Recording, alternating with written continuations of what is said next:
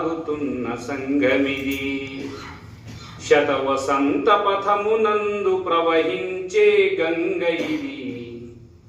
సంఘటనమి ధ్యేయముగా సాగుతున్న సంఘమిది. సాగుతున్న సంఘమిది. చలిచీమలే కాదు మనం ఛత్రపతుల వారసులం.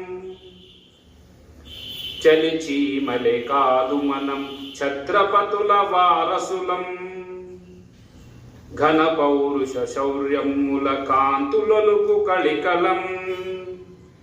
వీరవ్రతుల పథము చూపు భారతాంబరథము నడుపు. కటిబద్ధత నేర్పుబడి భగవద్ధ్వజ సన్నిధి.